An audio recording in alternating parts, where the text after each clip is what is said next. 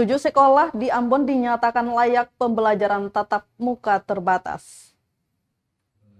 7 sekolah menengah pertama di Kota Ambon dinyatakan layak menggelar pembelajaran tatap muka terbatas. Hal itu disampaikan langsung Sekretaris Kota Ambon, Agus Ririmase, usai meninjau kesiapan sekolah-sekolah Senin 27 Desember 2021. 7 SMP itu yakni SMP 13 Nania, SMP Negeri 7 Poka, SMP Negeri 6, SMP ST, Yakobus, SMP Kristen YPKPM, SMP Negeri 4, dan SMP Negeri 2 Ambon.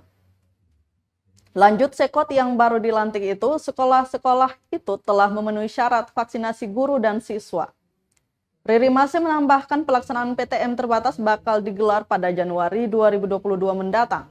Sementara itu, Kepala Dinas Pendidikan Kota Ambon, Ferdinand Tasso, di tempat yang sama mengungkapkan sebelumnya ada 3 sekolah perlu menambah fasilitas kebersihan dan pada tinjauan kali ini telah dilengkapi.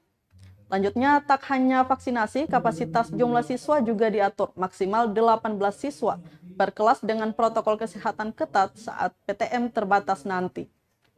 Diketahui Ririmase meninjau kesiapan sekolah hadapi PTM terbatas bersama dengan Kadis Kesehatan Ambon, Kasatpol PP, Kadis Perhubungan Ambon, Kadis Pendidikan Ambon, dan beberapa dinas terkait.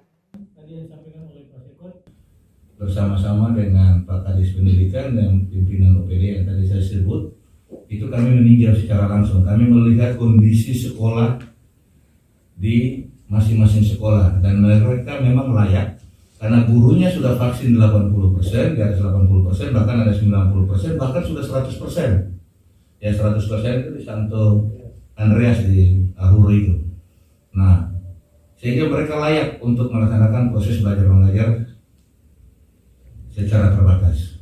Waktunya kapan? Nanti ada surat edaran yang kita akan sampaikan kepada masing-masing sekolah dan diharapkan mungkin awal tahun ya.